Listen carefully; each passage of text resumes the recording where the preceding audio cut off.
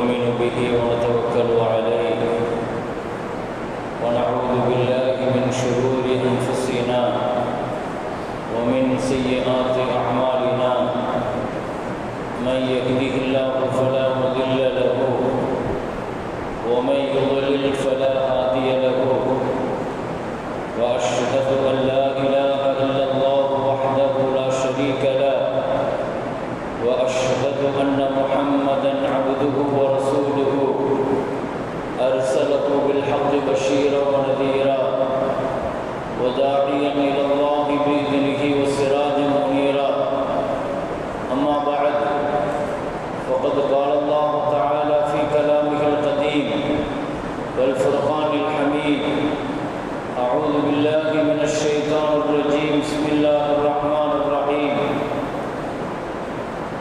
اجعلني على خزائن الأرض إني حفيظ عليم وقال الله تعالى أيضا رب اجعلني مدخل صدق وأخرجني رب أدخلني مدخل صدق وأخرجني مخرج صدق واجعل لي من لدنك سلطانا نصيرا صدق الله مولانا العظيم قال نبينا وحبيبنا وشفيعنا محمد رسول الله صلى الله عليه وسلم المسجد بيت كل تقي صدق نبينا صلى الله عليه وسلم அளவற்ற அருளாளன் நிகரற்ற அன்புடையோன் அல்லாஹுவின் பெயரை கொண்டு ஆரம்பம் செய்கிறேன். உயிருக்கு உயிரான உயிரிலும் மேலான கண்மணி முஹம்மது ரசூலுல்லாஹி ஸல்லல்லாஹு அலைஹி வஸல்லம் அவர்கள் மீதும் அவர்களின் பரிசுத்த தோழர்கள், குடும்பத்தார்கள், உம்மத்தார்கள் நம் அனைவர்கள் மீதும் அல்லாஹுவின் அன்பும் அளப்பெரும் கருணையும் வந்து சேரட்டுமாக. கண்ணியமிக்க முஃமினீன்களே, அல்லாஹ்வுடைய நல்லடியார்களே, இன்றைய ஜும்ஆ தினம் டிசம்பர் 6. முஸ்லிம்கள் இன்னும் எத்தனை ஆண்டுகள் கடந்தாலும் கழிந்தாலும் முஸ்லிம்களால் மறக்க முடியாத நாள் அது. ஒவ்வொரு ஆண்டின் டிசம்பர் 6 வருகிற பொழுதெல்லாம் முஸ்லிம் சமுதாயம் உண்மையான ஈமானிய உணர்வும் இஸ்லாமிய உணர்ச்சியும் இருக்குமானால் அந்த நாளினுடைய இழப்பும் அதனால் முஸ்லிம்கள் சந்திக்கிற ஏமாற்றமும் ஒவ்வொரு ஆண்டும் கண்டிப்பாக வந்து செல்லும். பாபர் மஸ்ஜித் இஸ்லாமிய வரலாற்றில் அல்ல, இந்திய வரலாற்றில் முஸ்லிம்களுடைய வாழ்க்கையில் ஒரு மறக்க முடியாத ஒரு நிகழ்வு என்பதை தாண்டி இந்தியாவின் மீது, இந்திய இறையாண்மையின் மீது, இந்திய ஜனநாயகத்தின் மீது முஸ்லிம்கள் வைத்திருந்த அபாரமான நம்பிக்கையை நீதிமன்றமே தகர்த்து எறிந்த நாள் அது. வரலாற்றில் ஒரு பள்ளியை இழந்தோம் என்பதை தாண்டி முஸ்லிம்கள் அநீதம் இழைக்கப்பட்டார்கள் என்பதை தாண்டி நீதிக்கான ஒரு நீண்ட 70 ஆண்டு கால போராட்டத்தில் முஸ்லிம்கள் தோற்று போனார்கள் என்பதையெல்லாம் தாண்டி வரலாற்றுக்கு என்று ஒரு நியதி இருக்கிறது. பொதுவாக இதில் முஸ்லிம்கள் ரொம்ப தெளிவான பார்வையுடையவர்களாக இருக்க வேண்டும். வரலாறு என்பது எல்லா காலகட்டத்திலேயும் ஒரே மாதிரி பயணிக்காது. ஒரு சார்பு நிலையில் வரலாறுங்கிறது பயணிக்காது. வரலாற்றை படித்தவர்களுக்கு தெரியும். அது ஒரு காலகட்டத்தில் வரலாறு மாற்றி எழுதப்படும், திருத்தி எழுதப்படும். இப்படியெல்லாம் நடக்குமா என்று யோசிக்கிறதுக்கு கூட முடியாத ஒரு சூழ்நிலையில் இருந்தவர்கள் எல்லாம் வரலாற்றை தன் வசப்படுத்திய வாழ்க்கை வரலாறுகள் கடந்த காலங்களில் உண்டு. எனவே வரலாறு என்பது திரும்புறது தான். அது வரலாற்றுக்கு திரும்புதல் இருக்கும். அது நபிகள் நாயகம் ஸல்லல்லாஹு அலைஹி வஸல்லம் மக்காவை விட்டு 13 ஆண்டு காலங்கள் தோற்று போன பொழுது அது தோல்வி என்றே வைத்துக் கொண்டாலும் ஸல்லல்லாஹு அலைஹி வஸல்லம் மக்காவை விட்டுவிடவில்லை. மக்காவும் முஸ்லிம்களையும் ரசூலையும் விட்டுவிடவில்லை. மீண்டும் வரலாறு திரும்பியது. அந்த மஸ்ஜிதுல் ஹராம், காபத்துல்லா முஸ்லிம்களுக்கு திரும்ப கிடைத்தது என்பதுதான் வரலாறு. மக்காவும் கிடைத்தது, மஸ்ஜிதுல் ஹராமும் கிடைத்தது. எனவே வரலாறு என்பது அதை உற்று நோக்கி கவனிப்பவர்களுக்கு தெரியும். அது எல்லா காலகட்டத்திலேயும் ஒரே மாதிரி போகாது. எனவே முஸ்லிம்கள் வரலாற்றை தெளிவாக படித்தவர்கள், ஆய்வு செய்தவர்கள் என்ற அடிப்படையில் முஸ்லிம்கள் இன்றைக்கு இழந்திருக்கிற இந்த இழப்பு ஒரு மஸ்ஜித் அல்ல, ஒரு பள்ளியினுடைய இழப்பு அல்ல. அந்த பள்ளி ஏற்படுத்திய பாடங்கள், அதனுடைய இழப்பு முஸ்லிம்களுக்கு கற்றுத்தந்த நெறிமுறைகள், அநீதம் இழைக்கப்பட்ட முஸ்லிம்கள் இனி எதிர்காலத்தில் என்ன செய்ய வேண்டும் என்பதற்கு ஒரு பள்ளிவாசல் சொல்லி தந்த பாடம் அது. இன்றைக்கு நீதிமன்றம் தான் தலை குனிந்து நிற்க வேண்டும். எழுதப்படாத ஒரு எந்த நீதிக்கும் கட்டுப்படாத ஒரு தீர்ப்பை கொண்டு 70 ஆண்டு கால பாபர் மஸ்ஜிதினுடைய நீதி போராட்டத்தில் பள்ளி தோற்று போகவில்லை, முஸ்லிம்கள் தோற்று போகவில்லை. நீதிமன்றமும் இந்தியாவினுடைய இறையாண்மையும் ஜனநாயகமும் தான் தோற்று போனது. இந்தியாவினுடைய மதச்சார்பின்மையும் தான் தோற்று போனது. அந்த நியதிகள் இப்போ அல்ல, அது 1919 எழுதப்பட்ட இந்த நீதிங்கிறது இனி ஒரு 100 வருஷம் கழிச்சு அந்த நீதியை படித்து பார்ப்பவர்களுக்கு அது எவ்வளவு பெரிய அளவுக்கு கேலியாக தெரியும் என்பதை ஒவ்வொரு காலகட்டம் டிசம்பர் 6 வருகிற பொழுதெல்லாம் முஸ்லிம்கள் மாத்திரம் அல்ல, அறிவுஜீவிகள் இதை விளங்கிக் கொள்வார்கள். எனவே நாம் இந்த வரலாற்று பின்னணியில் 1949 இதே மாதிரி ஒரு டிசம்பரில் இரவோடு இரவாக அந்த பள்ளிவாசலில் கொண்டு வந்து 500 ஆண்டு காலங்கள் பழமையான மஸ்ஜிதில் கொண்டு வந்து இரவோடு இரவாக அந்த இந்துத்துவ வன்முறையாளர்கள் சிலைகளை வைத்து அதன் பின்னணியில் பள்ளிவாசல் மூடப்பட்டு வழக்குகள் நடந்து ஒரு கட்டத்தில் 92 அது வன்முறையாளர்களால் மிக மோசமாக அது இடிக்கப்பட்டு பின்பு 30 ஆண்டுகளுக்கு பின்னால் இடித்தவர்களுக்கே இடம் சொந்தம் என்ற புதிய விதியை எழுதப்பட்ட வரலாறு இந்தியாவில் நடந்தது. அதன் தொடர்ச்சியாக இன்றைக்கு அடுத்தடுத்து ஊபியில் நடக்கிற பள்ளிவாசல், காசி, மதுரா என்று அடுத்தடுத்த பள்ளிவாசலுக்கான அவர்களுடைய திட்டங்களை நோக்கி போய்கொண்டே இருக்கிறார்கள். சரி, அல்ஹம்துலில்லாஹ். இப்போ நம்ம முஸ்லீம்கள் இதிலிருந்து விளங்க வேண்டிய சில பாடங்கள் இருக்கிறது, சில படிப்பினைகள் இருக்கிறது. ஆனால் முஸ்லீம் சமுதாயம் ஒரு 30 வருஷத்துக்கு பின்னால் இருந்த ஒரு நிலைங்கிறது வேறு. இன்றைக்கு முஸ்லீம்கள் அல்லாஹ்வுடைய கிருபையில் இந்த 30 வருஷத்தில் நிறைய மாற்றங்கள் ஏற்பட்டிருக்கிறது. ஒரு நிறைய விழிப்புணர்வு ஏற்பட்டிருக்கிறது. இயக்கங்களும் அமைப்புகளும் அரசியல் ரீதியான முன்னெடுப்புகளும் முஸ்லீம் சமுதாயத்தினுடைய விழிப்புணர்வுங்கிறது. ஏன்னா இந்திய முஸ்லீம்களை பொறுத்த வரைக்கும் ரெண்டாக தான் பிரிக்கணும். டிசம்பர் 92க்கு முன்னால் உள்ள முஸ்லீம்கள், டிசம்பர் 92க்கு பின்னால் உள்ள முஸ்லீம்கள், இப்படித்தான் முஸ்லீம்களுடைய வாழ்வை பிரிக்க முடியும். இந்த 35 வருஷத்தில் கிட்டத்தட்ட முஸ்லீம்களுடைய நிலைங்கிறது, இந்த பாபர் மஸ்ஜித் ஒரு பள்ளிவாசல் முஸ்லீம்கள் கொடுத்துட்டாங்க. இதை தாண்டி நம்ம என்ன யோசிக்கணும்னா, அது கடந்து வந்த பாதைகளில் நம்ம நிறைய இழப்புகளை சந்திச்சோம், நிறைய கலவரங்களை சந்திச்சோம், நிறைய உயிரிழப்புகள், நிறைய பொருள் இழப்புகள் இந்த சமுதாயம் எல்லா வகையிலையுமே. ஆனா மறுபுறத்தில் அதனால ஏற்பட்ட விழிப்புணர்வு உண்மையில் அதை யாரும் மறுக்க முடியாது. யாராவது அதை மறுக்கிறது சாத்தியமே இல்லை. ஏன்னா 92க்கு பின்னால முஸ்லீம் சமுதாயம் காவல்துறைனா என்னன்னு தெரிஞ்சிச்சு, போலீஸ் ஸ்டேஷன்னா என்னன்னு தெரிஞ்சிச்சு, வழக்குனா என்னன்னு தெரிஞ்சிச்சு, கோர்ட்டுனா என்னங்கிறத முஸ்லீம் சமுதாயம் விளங்குச்சு. எப்படி அணுகணும், ஒரு காலகட்டம் முஸ்லிம்கள் உணர்ச்சி பூர்வமானவர்கள், உணர்ச்சி பூர்வமாக எதையாவது செய்வாங்க.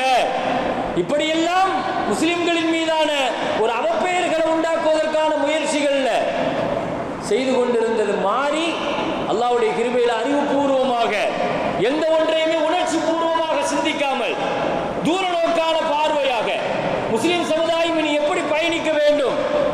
ஒரு பள்ளிவாசல் அல்ல, எனக்கு அந்த ஒரு மஸ்ஜிதுக்கு பின்னால் இந்தியாவில் நமக்கு பாதுகாக்க வேண்டிய கிட்டத்தட்ட 5 லட்சம் பள்ளிவாசல்கள் இருக்குது. இந்த 5 லட்சம் பள்ளிவாசல்களை நம்ம இந்தியாவில் பாதுகாக்கணுமே. ஒரு மஸ்ஜிதினுடைய பின்னணியில் முஸ்லிம் சமுதாயம் அது முடங்கி போயிடக்கூடாது. மீட்டெடுப்போம், அதற்கான போராட்டம் இது எல்லாமே தொடர்ந்து முறையான முறையில் எல்லாமே சிறப்பாக அல்லாஹ்வுடைய கிருபையில. இப்ப நாம விளங்க வேண்டிய செய்தி என்னன்னா, இந்த இந்துத்துவ சக்திகள் முஸ்லிம்களுடைய மஸ்ஜிதுகளின் மீது சமீப காலங்களில் குறிவைத்திருப்பதை நீங்கள் எல்லாம் அறிவீர்கள். அடுத்தடுத்து என்ன ஒரு தவறான, இந்த சந்திரசூட்டுங்கிற ஒரு நீதிபதி இந்தியாவினுடைய உச்ச நீதிமன்றத்தில் ஒரு மிக மோசமான ஒரு முன்னுதாரணத்தை, யார் கொண்டு வந்து ஒரு பள்ளிவாசல்ல ஒரு கேஸ் கொடுத்தாலும் பள்ளிவாசல் விஷயத்தில் உடனே ஆய்வுக்கு ஒரு குழுவை அனுப்புறதுங்கிறது, அதுவும் மூபியில் இப்போ நடந்த சாம்பல் நடந்த ஜாமியா மஸ்ஜிதினுடைய விஷயங்கள்ல பார்த்தீங்கன்னா என்னைக்கு வழக்கு வந்துச்சோ அன்னைக்கே ஆய்வுக்கு ஆள் அனுப்புறது. இதெல்லாம் பெரிய அளவில் திட்டமிட்டு நடத்தப்படுகிற. இங்க நம்ம என்ன யோசிக்கணும்னா, இதன் பின்னணியில பின்னப்பட்டிருக்கிற மிக மோசமான சூழ்ச்சியை முஸ்லிம் சமுதாயம் சரியா விளங்கல். இந்த சூழ்ச்சியை முஸ்லிம் சமுதாயம் எப்படி எதிர்கொள்ளணும், இது அறிவுபூர்வமாக ஒரு காலகட்டம் இருந்துச்சு. நம்மள்கிட்ட அந்த மாதிரியான ஒரு அறிவு, விசாலமான ஒரு தெளிவு இல்லாமல் இருந்துச்சு. இன்னைக்கு ஒரு பெரிய அளவுல முதிர்ச்சி இருக்குது, என்ன செய்யணுங்கிறத யோசிக்கிற அளவுக்கு பக்குவம் இருக்குது. முஸ்லிம் சமுதாயம் இந்த உணர்ச்சிகளை தாண்டி இந்த பிரச்சனையை, இந்த பாபர் மஸ்ஜித், இதை தொடர்ந்து நடக்கிற இந்த பிரச்சனைகள்ல என்ன செய்யலாம் முஸ்லிம் சமுதாயம்? இனி வரக்கூடிய காலங்கள் அவர்கள் இதை நோக்கி தான் பயணிச்சுக்கிட்டே இருப்பாங்க. அவர்களுடைய நோக்கம் என்ன? முஸ்லிம் சமுதாயத்தினுடைய வரலாற்றை மாற்றி எழுதணும், முஸ்லிம் சமுதாயத்தினுடைய அடையாள சின்னங்களை அழிக்கணும், முஸ்லிம்களின் மீது இஸ்லாத்தினை சட்டங்களின் மீதான நெருக்கடிகளை கொடுக்கணும். இந்த மாதிரியான விஷயங்கள் ரொம்ப முக்கியமாக ஷாயிருல்லா இன்றைக்கு அவர்கள் கையில் எடுத்திருக்கிற இந்த பிரச்சனைகளுக்கு நாம் பொத்தாம்பதும் ஒரே ஒரு வார்த்தையில் சொல்லிடலாம், இஸ்லாமிய அடையாள சின்னங்களின் மீதான அவர்கள் தொடுத்திருக்கிற போர். மஸ்ஜிதுகள் என்பது பள்ளிவாசல்கள் தொழுகிற இடம் என்பதை தாண்டி இஸ்லாமிய அடையாள சின்னங்கள், அதுவும் பாரம்பரியமான பாபர் மஸ்ஜித் மாதிரி அடையாள சின்னங்களை இன்னைக்கு அஜ்மீர் தர்கா வரைக்கும் வந்து நின்றிருக்கிறார்கள். இன்னைக்கு அதன் மீதான வழக்கம் தொடுக்கப்பட்டிருக்கிறது. அதற்கான அகழ்வாராய்ச்சி, இதற்காக இவர்கள் பயன்படுத்துகிற முறைகளை தான் இந்த சமுதாயம் கவனிக்க. இஸ்லாமிய அடையாள சின்னங்களை அழிக்கிறதுக்கு, மஸ்ஜிதுகளை அழிக்கிறதுக்கு இவர்கள் கையில் எடுத்திருக்கிற ஆயுதம் 3. இந்த இந்துத்துவ சக்திகள் முஸ்லீம் அடையாள சின்னங்களை, இஸ்லாமிய அடையாள சின்னங்களை பள்ளிவாசல்ல ஒரு பாபர் மஸ்ஜித் நினைக்கிறீங்களா? 12,000 பள்ளிகளுக்கு மேல இதுவரைக்கும் இடித்திருக்கிறார்கள். 47க்கு பின்னால், 1947க்கு பின்னால கிட்டத்தட்ட மஸ்ஜிதுகள், இவர்கள் மஸ்ஜிதுகளை இடிப்பதற்காக கையில் எடுத்திருக்கிற இந்த 3 விஷயங்கள் தான். முதலாவதாக இவர்கள் கலவரங்கள். இதுவரைக்கும் இந்தியாவில் நடந்த எத்தனையோ கலவரங்களினுடைய பின்னணியில் எத்தனை மஸ்ஜிதுகள் இடிக்கப்பட்டது தெரியும்.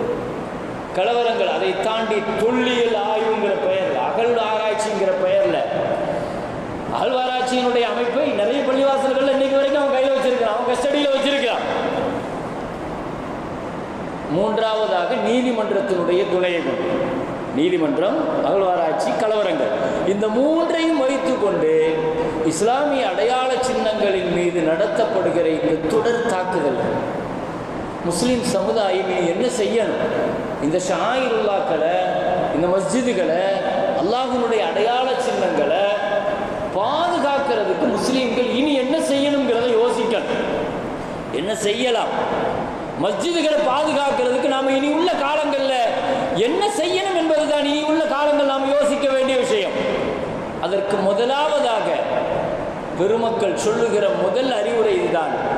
முஸ்லீம்கள் எத்தனை பெரிய அளவில் வளமான வாழ்க்கையை பெற்றிருந்தாலும் சரி, அரசியல் ரீதியான ஒரு பெரிய சக்தியை பெறாத வரைக்கும், முஸ்லீம்கள் அரசியலில் பெரிய இடத்தை தொடாத வரைக்கும் முஸ்லீம்களுடைய அடையாள சின்னங்களை இனி உள்ள காலங்களில் பாதுகாக்கிறதுங்கிறது ரொம்ப ஒரு நெருக்கடியாகத்தான் இருக்கும். இன்னைக்கு நம்ம யோசிக்க வேண்டிய விஷயம் முதலாவதாக இதுதான். முஸ்லீம்கள் அரசியல் ரீதியாக பலம் பெறணும். என்ன செய்யலாம்? முஸ்லீம்கள் அரசியல் ரீதியாக பலம் பெறுவதற்கு, அரசியல் என்பது முஸ்லீம்களுக்கு அப்பாற்பட்ட விஷயம் இல்லையே. முஸ்லீம்கள் அரசியலை நோக்கி பயணிக்கணும், அரசியல்ல வரணும். அடுத்தவர்களுடைய ஆதரவை மாத்திரம் தொடர்ந்து சொல்லிக் கொண்டிருக்கிறதல்ல அரசியல். இது ஒரு காலகட்டத்திற்கு சரி, எல்லா காலகட்டத்திற்கும் அது பொருந்தி போகிறதல்ல. நான் இந்தியா முழுக்க, தமிழகம் முழுக்க முஸ்லீம்களை கொண்டு வந்து ஒரு பெரிய தலைமையில் அப்படி யோசிக்கிறதுங்கிறது பிராக்டிக்கலாகவும் அல்ல. முஸ்லீம்கள் அரசியல் ரீதியான பலமுள்ளவர்களாக தங்களை மாற்றிக்கொள்வதற்கு சாத்தியமான வழிகள் என்னங்கிறத யோசிக்கணும். அதுக்கு முன்னால முதலாவதாக நான் சொல்ல விரும்புவது, திருக்குர்ஆன் முழுக்க ரப்புல் ஆலமீன் அல்லாஹு தஆலா முஸ்லீம்களுக்கு ஆன்மீகத்தை கற்றுக் கொடுக்கிறது போல அல்லாஹ் பல இடங்கள்ல அரசியலையும் அல்லாஹ் கற்றுக் கொடுக்கிறார்.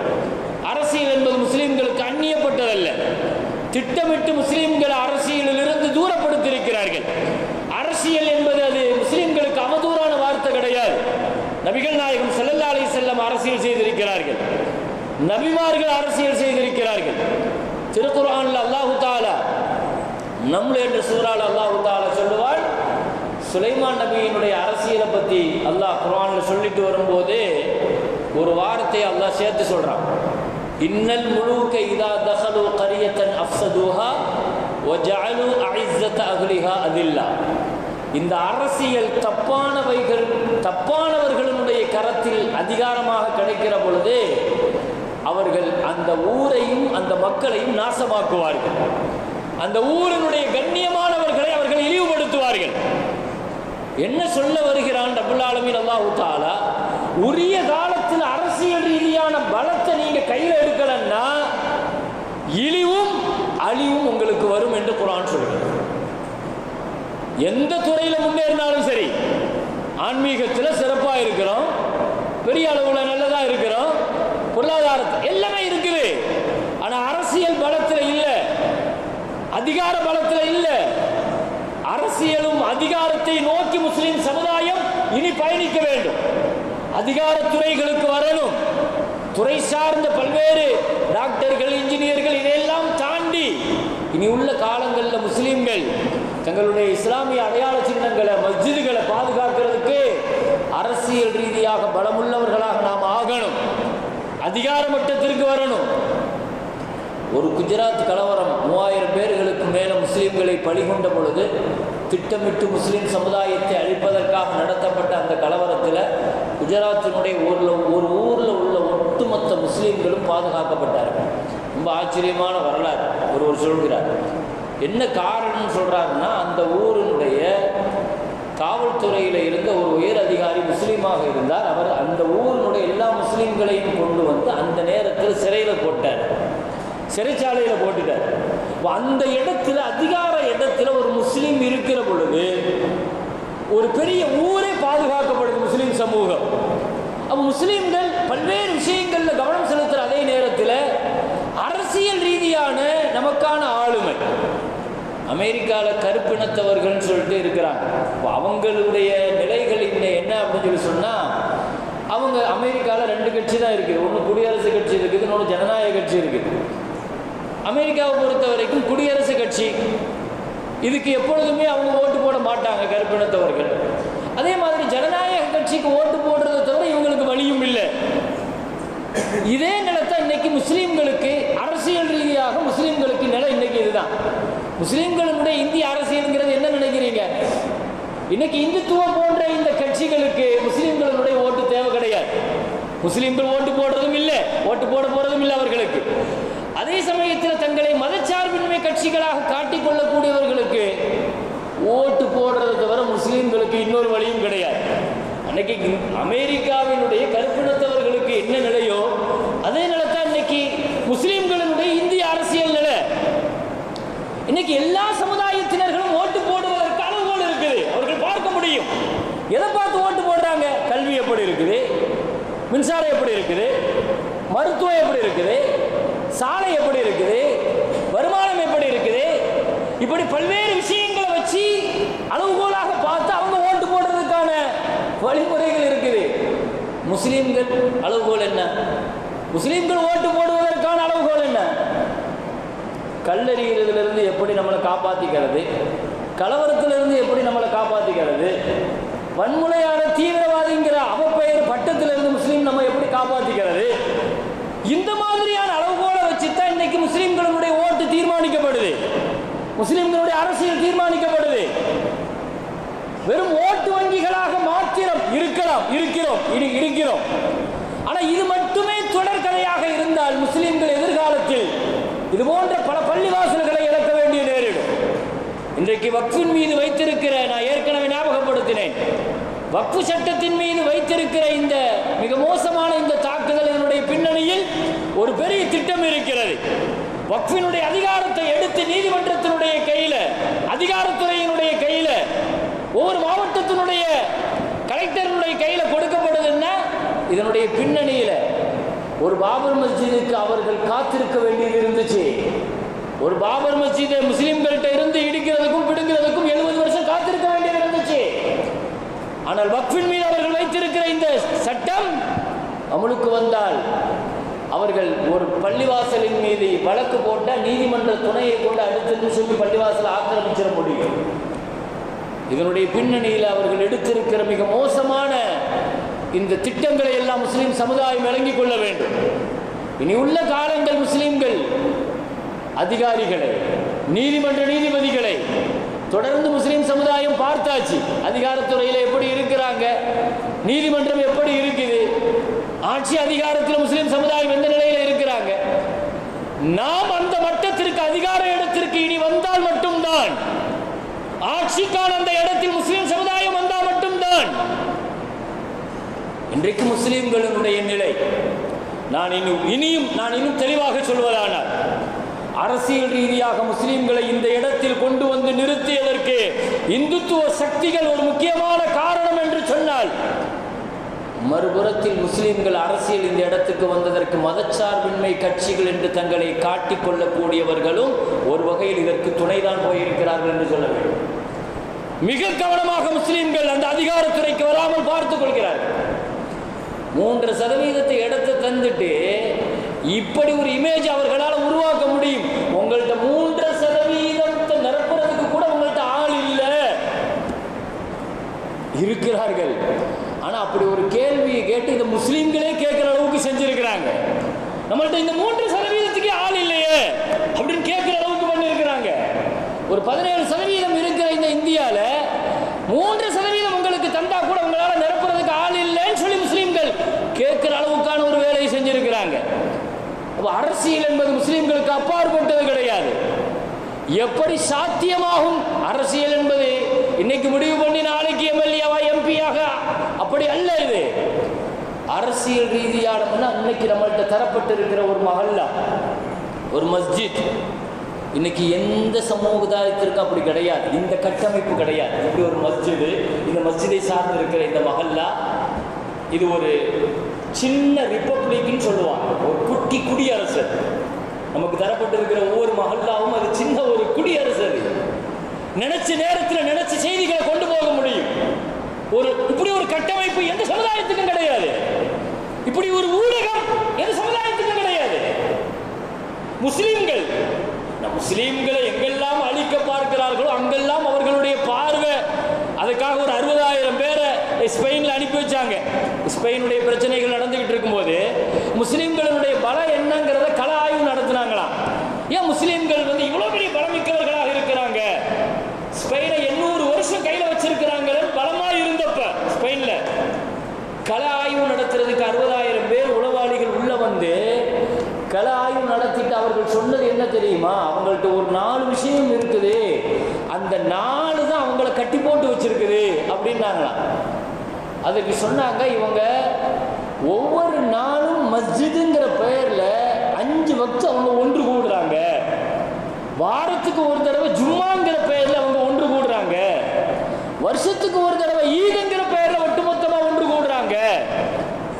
வருஷம் வருஷம் ஹஜ்ஜில் உலகமே ஒன்று கூடுது. முஸ்லீம் உம்மத்து ஹஜ்ஜு, ஈது பெருநாட்கள், ஜும்மா, 5 வக்து, இந்த 4ஐயும் தடுத்து நிறுத்தினால் மட்டும்தான் முஸ்லீம்களுக்கான இந்த கட்டமைப்பை உடைக்க முடியும், இல்லைன்னா உடைக்க முடியாதுன்னு சொல்லிட்டு அவர் ரிப்போர்ட் கொடுத்தாங்க. இது உலக அளவுல செய்யப்பட்ட சர்வேன்னா கூட ஒவ்வொரு மஹல்லாவுக்கும் இன்னைக்கு அதுதான். ஒவ்வொரு மஹல்லாவும் இது தனித்தனியாக ஒரு குடியரசு. இது ஒரு சின்ன நமக்குள் ஒரு அற்புதமான ஒரு விஷயங்களை பரிமாறிக்கொள்கிற அளவுக்கு உண்டான ஒரு நல்ல கட்டமைப்பு உள்ளது.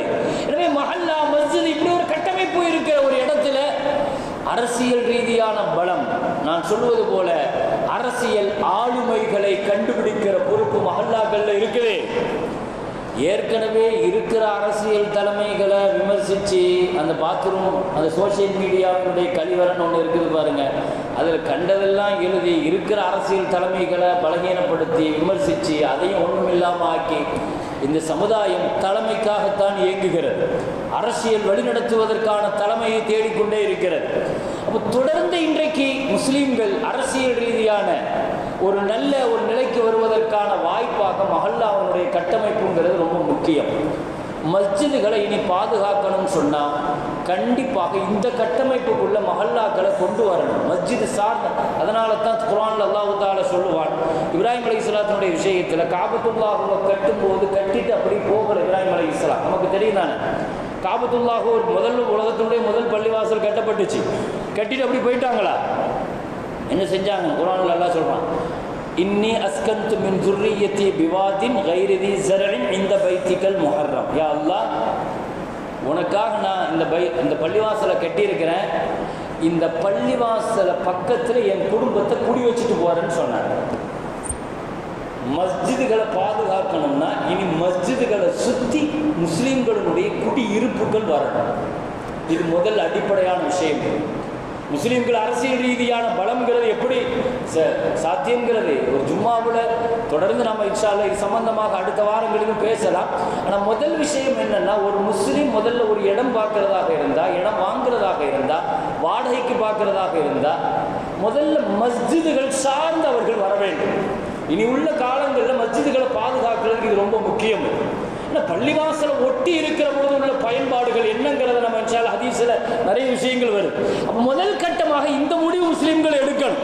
அப்ப இனி உள்ள காலங்களில் முஸ்லீம்கள் தங்களுடைய மஸ்ஜிதுகளை பாதுகாக்கிறதுக்கு இப்ராஹிம் அலைஹிஸ்ஸலாம் சொன்ன மாதிரி, ரப்பி இன்னி அஸ்கன்து மின் ذُرِّيَّتِي بِوَادٍ, நீங்க எடுத்து பாருங்க, மதீனால ஸல்லல்லாஹு அலைஹி வஸல்லம் குடி இருந்ததை எடுத்து பாருங்க. நபி இருந்த வீடு எங்க இருக்குது? மனைவிமார்களுடைய வீடு எங்க இருந்துச்சு? மக்களுடைய வீடு எங்க இருந்துச்சு? சஹாபிகள் பள்ளிவாசலை சுத்தி வீடுகள் அமைக்கிறாங்க. ஏன்னா ஒரு அந்த பாதுகாப்பு கட்டமைப்புக்கு கொண்டு வரணும் மஸ்ஜிதுகளை. இனி உள்ள காலங்களில் அந்த பாதுகாப்பு ஒரு மஹல்லா கட்டமைப்புக்கு கொண்டு வரணும். அப்படியான ஒரு மஹல்லா முஸ்லிம்கள் அதிகமாக இருக்கிற இடத்துல மஸ்ஜிதுகளை அங்கே உருவாக்கணும். பள்ளிவாசல்களை தங்களுடைய வணக்கஸ்தங்களை பாதுகாக்கிறதுல கிறிஸ்தவர்கள் முன்னெடுக்கிற முன்னெடுப்புகளை நாம் உற்று நோக்கி கவனிக்கணும். அவங்களுடைய எல்லா இதை சுற்றியும் அற்புதமான காம்பவுண்டு போட்டு இருப்பார்கள். இனி உள்ள காலங்கள் அதுவெல்லாம் ரொம்ப அவசியமான விஷயங்கள். அது பள்ளிவாசலை சுற்றி ஒரு பாபர் மஸ்ஜிது நடந்துச்சு, அதே மாதிரி சாம்பல்ல நடந்த ஒரு நிகழ்ச்சி பள்ளிவாசலில் நடந்துட்டு இருக்குது. அடுத்து காசி, மதுரா, அடுத்து அஜ்மீர் என்றெல்லாம் இவர்கள் அடுத்து வச்சு போயிட்டு இருக்கிறாங்கிறது அதன் பின்னணியிலே நம்ம போகிறதில்ல. அந்த பயணம் அது நாம சுற்றி வாழ்ந்து கொண்டிருக்கிற இந்த பகுதியில் நம்ம மஸ்ஜிதை பாதுகாக்கிறதுக்கு என்ன செய்யணும் என்பதை யோசிக்கிறது தான் இஸ்லாமிய சமுதாயத்தினுடைய முஸ்லிம்களுடைய முதல் கடமை. எனவே இன்ஷா அல்லாஹ் இனியும் அடுத்தடுத்து என்ன செய்யணும் இன்ஷா அல்லாஹ் தொடர் ஜும்மாக்களில் பார்ப்போம். எனவே கண்ணியமிக்க மேலான பெருமக்களே, அல் மஸ்ஜித் பைத்து குல்லி தகி, பள்ளிவாசல் என்பது இறையச்சம் உள்ள ஒவ்வொரு முஸ்லீம்களுடைய சொந்த வீடு. நாங்கள் ஸல்லல்லாஹு அலைஹி வஸல்லம் நம்முடைய சொந்த வீடு அது. இந்த பள்ளிக்கு என்ன பொறுப்பு இருக்குது? 5 வக்து தொழுகிறது மட்டும் மஸ்ஜிதினுடைய பொறுப்பு கிடையாது. பள்ளிவாசலுக்கு இருக்கிற பொறுப்புங்கிறது 5 வக்து தொழுகைக்காக கோடிக்கணக்காக போட்டு கட்டி வைக்கல. அந்த வேலை மட்டும் கிடையாது, அந்த பணி மட்டும் கிடையாது பள்ளிவாசலுக்கு. அதை தாண்டி பள்ளிக்கு பொறுப்பு இருக்குது, மஹல்லாவுக்கு பொறுப்பு இருக்குது, மஹல்லாவினுடைய நிர்வாகத்திற்கு பொறுப்பு இருக்குது, ஊர் மக்களுக்கு பொறுப்பு இருக்கிறது. எனவே ஒரு மஸ்ஜிதை பாதுகாக்கிறதுக்கு அத்தனையும் கட்டமைக்கப்பட வேண்டும். அரசியல் அதிகாரம் இது எப்படி மஹல்லாக்களில் இருந்து உருவாக்க முடியும் என்று பிராக்டிக்கலாக எப்படி உருவாக்க முடியும், சாத்தியமாக எப்படி உருவாக்க முடியும் என்பதை இன்ஷா அல்லாஹ் தொடர்ந்து நம் ஜும்மாக்களில் பார்ப்போம். ஆஃபிரு தாவானா அல்ஹம்துலில்லாஹி ரப்பில் ஆலமீன். அஸ்ஸலாமு அலைக்கும் வரஹ்மத்துல்லாஹி.